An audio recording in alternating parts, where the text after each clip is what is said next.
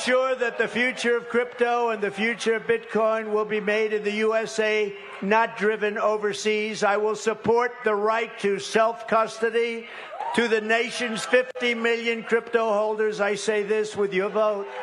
I will keep Elizabeth Warren and her goons away from your Bitcoin. And I will never allow the creation of a central bank digital currency.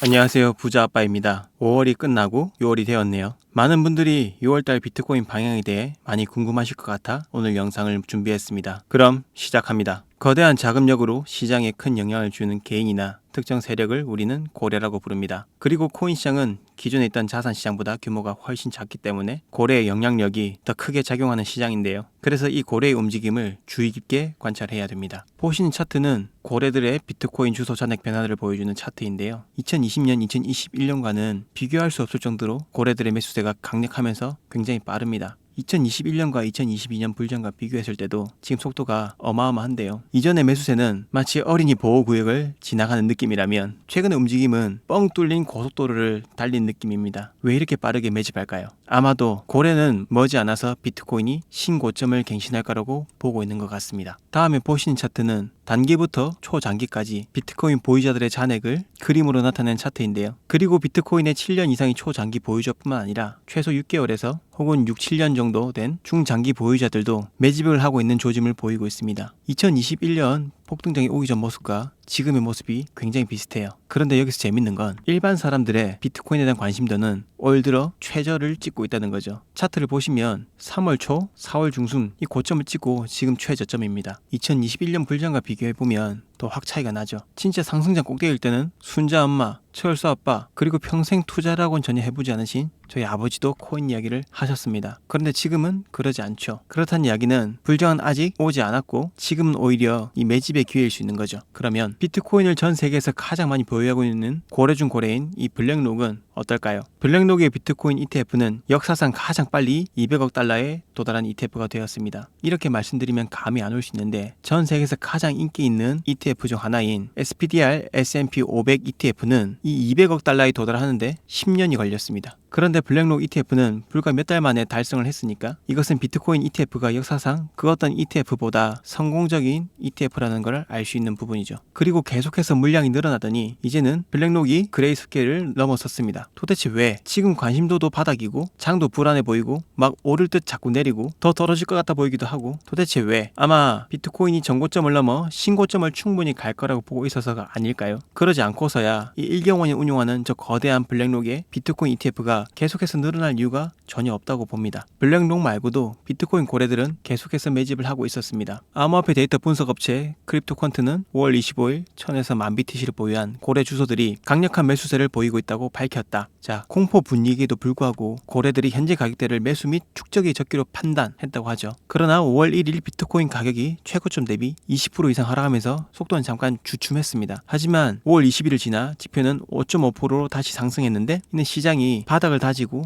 다시 고래들의 매수세가 다시 강해지고 있음을 의미합니다. 5월 초 급격한 시장 하락 속에서 이 고래 그룹은 47,000BTC 약 6조 3,450억 원을 매집했습니다. 미국 대선 때 비트코인 가격 변화를 보면 대선 전에 오르고 대선 이후 더 올랐고 이는 대선 때마다 반복되었습니다. 왜 미국 대선이 비트코인에 영향을 줄까 궁금하실 것 같아서 간단히 설명을 드려보면 대선 기간 동안에는 이 정치적 불확실성이 증가하게 되는데요. 사람들은 어떤 후보가 당선될지 모르죠. 그 후보의 경제 정책이 어떻게 될지에 대한 불확실성이 높아지게 되면서 투자자들은 이 주식이나 채권 같은 전통 자산보다 비트코인 같은 대체 자산을 더 선호하게 됩니다. 그런데 비트코인은 전통적인 금융 시스템과 독립적으로 작동하는 말 그대로 탈중앙화 자산이기 때문에 불확실성의 시기에 안전한 피난처 역할을 하게 되는 거죠. 그래서 미국 대선 때마다 이 비트코인의 가격이 상승하게 되는 겁니다. 바이든은 재임하고 싶은 생각이 없는 것 같은 입장을 보이고 있습니다. 재임을 떠나서 투자자들을 다 적으로 돌리고 싶어하는 입장인 것 같은데요. 가상자산 채굴 산업에 30% 과세를 때리고 은행 가상자산 수탁업체 SAB12를 찬성하고 SEC 가상자산 규제에 옹호를 해주고, 반대로 트럼프는 달러와 가상자산 공존은 가능하고 선거 후원금의 가상자산도 포함을 시키고 당선 시 비트코인 결제도 허용해서 생태계를 확장한다. 기사 내용을 일일이 다 읽어보지 않아도 이 트럼프가 당선되면 코인 시장에는 훨씬 좋을 것 같다는 생각이 많이 듭니다. 그런데 31일 새벽에 흥미로운 기사가 떴죠. 트럼프 유죄. 도대체 무엇 때문인지 찾아봤더니 2016년 성인 영화배우 스토미 다니엘스와의 사건 때문인데요. 자세한 이야기가 궁금하신 분들은 인터넷에 찾아보시면 자세히 나와 있습니다. 여기서 우리가 생각해야 될 건, 만약에 트럼프가 유죄 판결을 받으면 이 대선 후보 자리를 유지할 수 있는지에 대한 부분인데, 이 미국 헌법에는 형사 유죄 판결을 받은 사람이 대통령 선거에 출마할 수 없다는 명시적인 규정이 없습니다. 실제로 1920년대 유진 뎁스라는 후보가 이 범죄로 유죄 판결을 받은 상태에서 출마한 사례가 있긴 합니다. 미국 정치사에서 유일무이한 일이긴 하지만 충분히 가능은 하다는 거죠. 아니나 다를까 트럼프의 열렬한 지지자들이 24시간 동안 무려 730억 원을 모금하면서 트럼프가 6개월 동안 온라인으로 모금한 액수를 하루 만에 모으게 된 셈인데, 이거를 전화위복이라 해야 될까요? 바이든 대통령에 비해 한참 뒤처졌던 선거 자금 모금에서 바짝 추격하게 되었습니다. 되는 사람은 어떻게든 된다는 말이 이런 경우를 두고 하는 말인 것 같네요. 트럼프 형님이 스토미 문제만 잘 해결하면 이번 대선 정말 해볼만 하다는 생각이 드는 이유는 2024년 암호화폐 채택 및 감정 보고서의 내용 때문인데요. 미국 성인의 40%가 암호화폐를 소유하고 있는데, 이 수치는 2023년 30%에서 증가한 수치입니다. 숫자로 환산하면 최대 9,300만 명에 달할 수 있고, 암호화폐를 가지고 있지 않은 21%는 비트코인 ETF로 인해 암호화폐에 투자할 가능성이 더 높아진다고 말했다고 합니다. 이 말은 곧 비트코인에 대한 수요가 폭발적으로 늘어날 수 있는 가능성을 볼 수 있는 것 같습니다. 트럼프는 생각했을 것 같습니다. 이 엄청난 숫자의 암호화폐 투자자들을 내 편으로 만들려면 어떻게 해야지?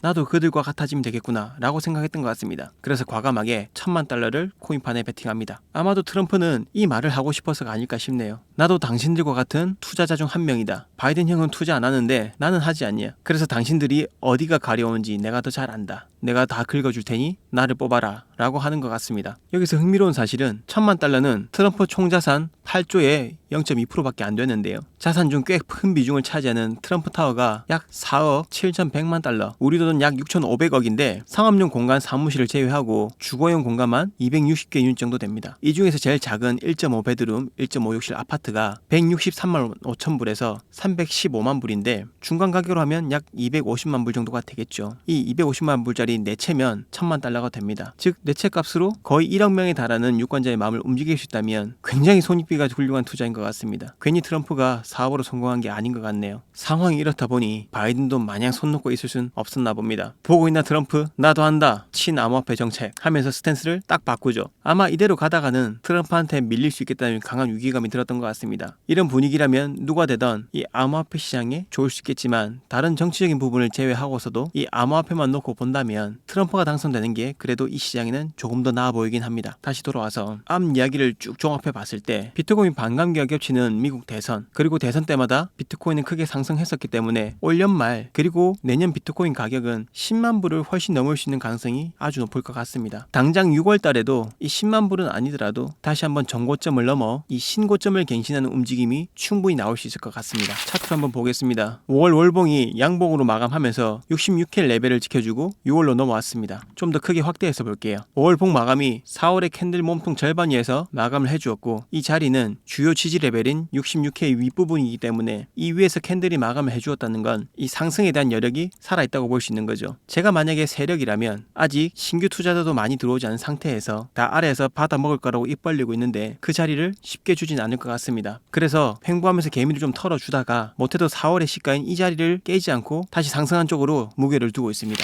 두 번째 근거는 차트 패턴입니다. 비트코인 차트에서 컵 앤 핸들 패턴이 관찰되고 있습니다. 이 컵 앤 핸들 패턴은 인기 스마트폰이 새로운 모델을 출시할 때와 같습니다. 초기에는 많은 관심을 보이면서 사랑을 받고 그 위에는 잠시 주춤하다가 다시 큰 인기를 끌면서 판매량이 급증하게 되는 것처럼 비트코인도 이 패턴이 종종 나타납니다. 이 컵 앤 핸들 패턴은 시장을 주도하는 성장주, 즉 코인 시장에서는 비트코인에 자주 나타나는 신뢰성 높은 차트 패턴입니다. 대형 악재가 터지지 않는 이상은 여기서 수렴을 해주다가 아래로 솟지 않고 위로 뚫고 갈 가능성이 높아 보입니다. 그렇게 되면 신고점을 갱신할 수 있겠죠. 세 번째 근거는 테더 도미넌스입니다. 테더 도미넌스 차트는 암호화폐 시장에서 테더의 점유율을 나타내는 지표입니다. 그래서 테더 도미넌스가 내려간다는 건 사람들이 코인을 사고 있다는 거고, 반대로 올라가면 코인을 팔고 있다는 걸로 이해하시면 됩니다. 다시 차트를 보시면 베어 플래그 패턴이 컨펌 되었고 하방 이탈을 해주었습니다. 이 베어 플래그 패턴은 하락 추세에서 많이 나타나는 패턴인데, 이대로 채널 위로 올라주지 않는다면 추가로 크게 하락이 발생할 수 있고, 그렇게 되면 비트코인이 상승을 하는데 힘을 제대로 실어줄 수 있을 것 같습니다.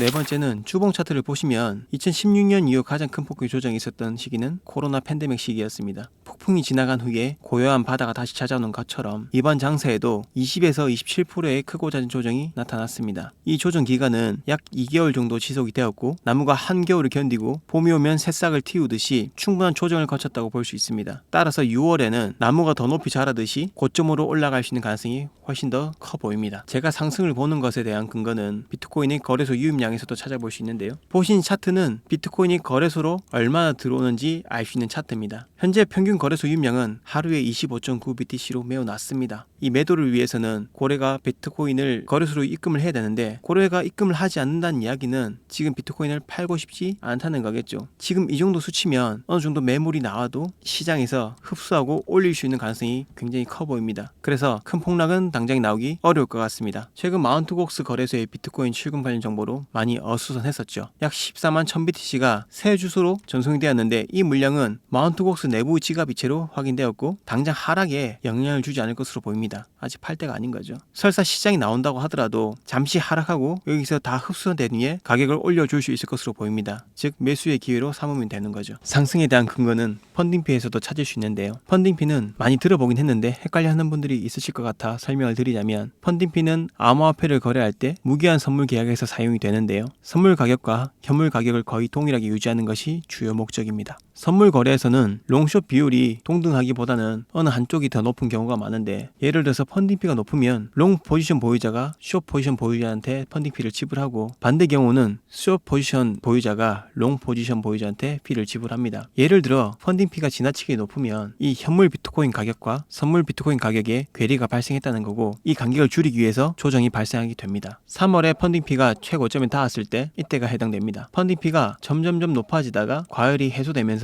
비트코인도 쭉 하락을 했고, 이 구간 말고도 3월 23일부터 29일까지 높아졌다가 해소되면서 비트코인 가격이 하락, 이런 식으로 반복되는 구간이 군데군데 많습니다. 그리고 현재 구간을 보면 펀딩피가 굉장히 낮죠. 그래서 눌린다고 하더라도 살짝 눌렸다가 바로 상승할 수 있을 거라고 보고 있어요. 그리고 CVD 차트를 보시면 마치 약 올리는 것처럼 갈색 고래 힘이 바닥까지 갔다가 다시 한번 반전을 하면서 갈색 고래가 이 보라색을 제외한 나머지 물량을 모두 흡수하면서 올라갔습니다. 위에 72K의 매도 물량이 두텁게 쌓여있지만 세력이 올리려고 하면 언제든 물량을 빼고 강하게 올릴 수도 있기 때문에 이 구간에서는 눌렸다 갈 수는 있겠지만 쫄지 말고 분할해서 매수를 받는 기회로 삼으면 되겠습니다. 역사는 계속 반복됩니다. 이번 불장은 비트코인 ETF 승인으로 지금까지보다 더 큰 자금들이 시장으로 유입되었습니다. 우린 지금 여기에 있죠. 과거에 불장 때 그랬던 것처럼 아직 갈 길이 많이 남았으니 멘탈 단단히 부여잡고 함께 갔으면 좋겠습니다. 오늘 영상 요약해드리겠습니다. 고래들은 이전보다 더 빠르게 많이 사고 있습니다. 하지만 아직 개인 투자자나 신규 투자자들의 매수세는 미미하죠. 여기서 우리는 고래들은 늘 개미들보다 앞서 나갔다는 사실을 인지해야 합니다. 그러면 우리가 지금 어떻게 시장을 바라봐야 될지 알 수 있겠죠. 사실 암호화폐를 투자하는 입장에서 트럼프가 되면 좋겠지만, 꼭 트럼프가 안 된다고 하더라도 미국 대선 기간에는 항상 비트코인이 상승했었습니다. 지금은 좋은 가격에 팔기 위한 기다림과 인내가 필요한 시기입니다. 단기적으로 눌림이 발생할 수는 있으나 이 눌림은 하락장이 아닌 매수의 기회임을 알아야 합니다. 세계적인 투자가 워렌 버핏이 이런 말을 했습니다. 다른 사람들이 탐욕스러울 때 두려워하고 다른 사람들이 두려워할 때 탐욕스러워하라. 이 말과 비슷한 말이 있죠. 공포에 사서 탐욕에 팔아라. 물론 하락장에는 공포에 사면 더 극한의 공포를 느낄 수 있기 때문에 잘못 매수하면 큰일 나지만, 지금은 상승 사이클 속에 있다는 걸 인지해야 됩니다. 투자하시는데 조금이라도 도움 되셨으면 좋겠습니다. 영상 끝까지 시청해 주셔서 감사합니다.